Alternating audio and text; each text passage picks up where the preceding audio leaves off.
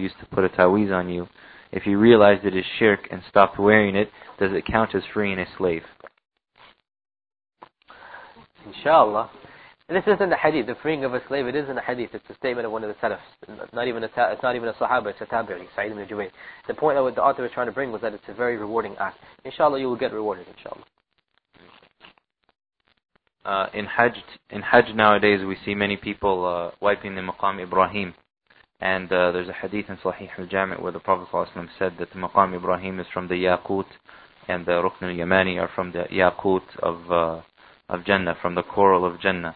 So is doing the tabarak with the Maqam Ibrahim? Now even the Maqam Ibrahim and the Rukn al-Yamani, it has been stated that they are from the pearls of paradise, right? However, the Rukn al-Yamani, the actual stone of the Rukn al-Yamani is not from the pearls of paradise. It's a symbolic thing. Why?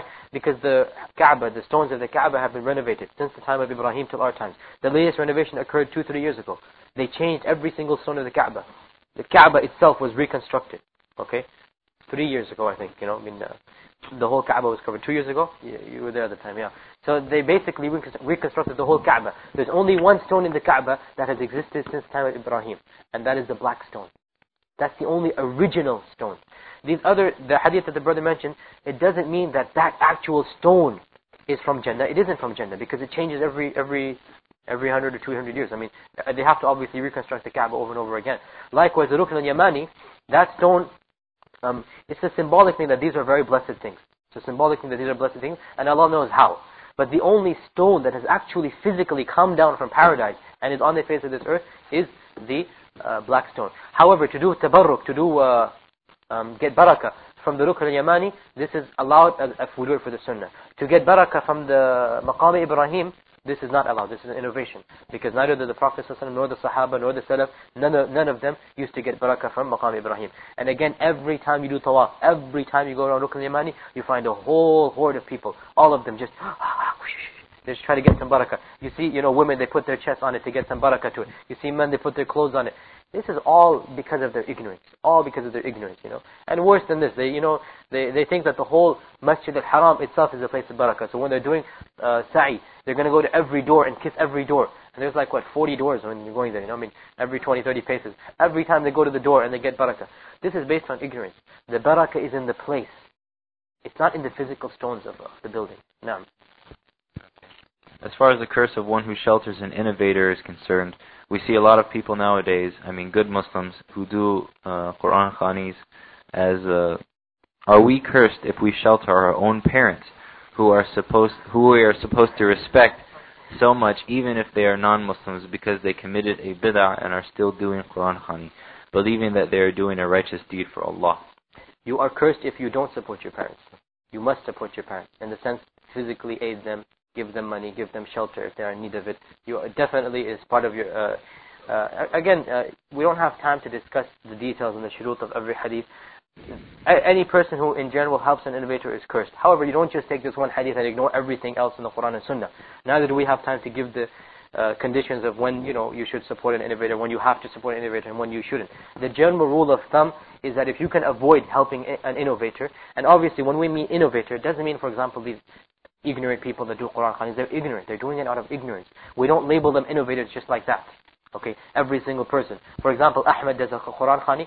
Ahmed automatically doesn't become an innovator in our eyes. He might have an excuse. He might be ignorant. We have to go and explain to him. Okay, what you are doing is innovation, so on and so forth. We have to be careful of not being extreme in our religion. We have to be careful of, when you hear a hadith, ask a student of knowledge or a scholar the understanding, like alhamdulillah the sister did. You don't just go and act upon it without asking the meanings of the hadith. Of course you have to help your parents out. If they're doing something wrong, explain to them in a nice manner. If they don't listen to you, don't cut off a relationship. They're your parents. You have to support them. If they even worship idols, you have to, support, meaning physically, and give them money and shelter and, help them out in this life. Even if they're worshipping idols, you have to do this. At the same time, try to be gentle and guide them to the truth. And we don't have time to get into the condition. This is actually a topic called al-wala wal-bara.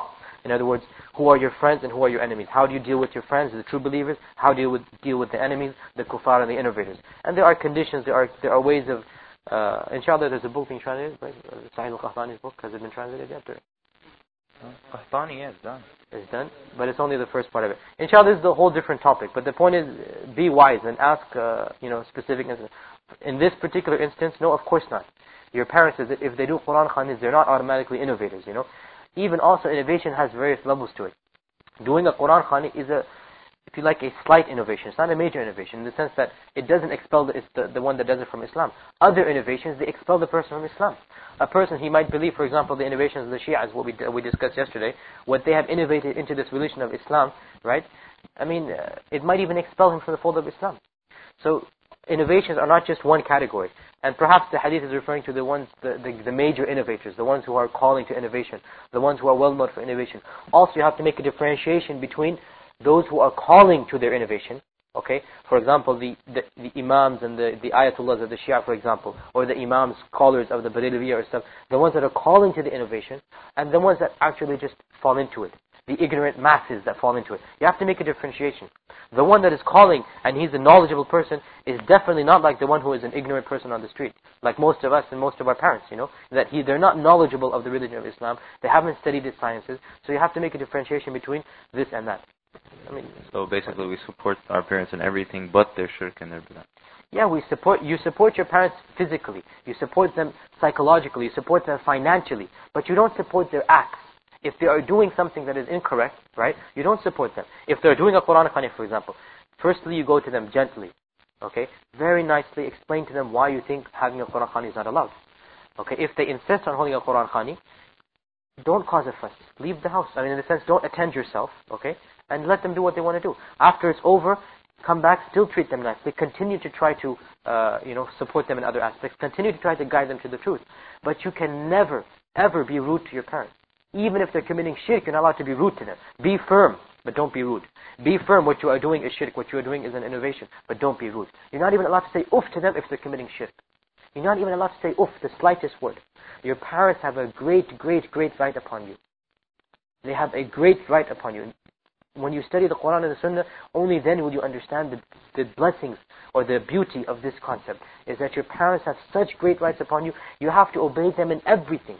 If they want your money, give it to them. If they want your help, your physical help, give it to them. Okay? Only when it comes to disobedience of Allah, at that point draw the line. Say, no, I cannot disobey my Creator to obey you. You are not greater than my Creator is. You have a status that I have to obey you as long as I don't disobey Allah. But if I have to disobey Allah by doing shirk, or by doing an innovation, or by doing a sin, then no. If your father tells you to go and buy him a pack of cigarettes, no, I cannot do this. This is where I'm disobeying Allah subhanahu wa ta'ala. If he tells you to go buy some wine for him, if he tells you to help out in an innovation, even worse, if he tells you to do shirk, or help him in his shirk, no. Apart from that, you have to help them out as much as you are humanly capable of doing. Last question. Is it permitted to pray in those masjids that had originally been a church or a synagogue, etc.? And in the University of Houston, we pray our daily and Jum'ah prayers in the Christians' chapel, which is in the Religion Center. Would that be permissible or prohibited? Jazakallahu khairan. For both questions, the answer is yes, it is permissible. Because firstly, when you have bought a church and you have changed it, right? It's not a church anymore, it's not a synagogue, then the scholars say that if you can avoid it, it's fine. But in the sense, in our times, it's very difficult. I mean, a church is one of the best things to buy and convert to a masjid. You don't have to build it, you don't have to construct it, you just have to renovate it and change it around. There's already a big hall. So the point is that the scholars have said that if you can't avoid buying a church and buy something else, it's better because of, for example, these type of hadith. But there's no problem whatsoever. It's absolutely allowed to convert a church, and in some ways it might be better because you're destroying their act of worship and destroying this and changing it into a place for the Muslims. Likewise, what happens at many places, such as the University of Houston, where all the religions, they have to share a place of worship. Again, we say that it is allowed because what else are you going to do? You're going to pray in the road, or you're going to pray in the, in front of the 80 Bruce Religion Center. I mean, you have to do something. So we say it's allowed as long as there is no cross or crucifix or icon of Jesus Christ there. And if there is one, then cover it up. If there is one, then cover it up. Okay? So as long as there's nothing openly shirk or openly kufr there, and you're doing your prayer, that's fine. I mean, you have to, in the sense that it's allowed to. Even Umar, when he was invited to pray in the church in Jerusalem, he said, I'm not going to pray inside because had I prayed inside, the Muslims would then destroy it. After I die, in the sense, they would, now Umar prayed here, we have this masjid is ours now. you know. So he prayed outside. But he didn't say because there's idol worship there, because there wasn't any icon. There wasn't anything there.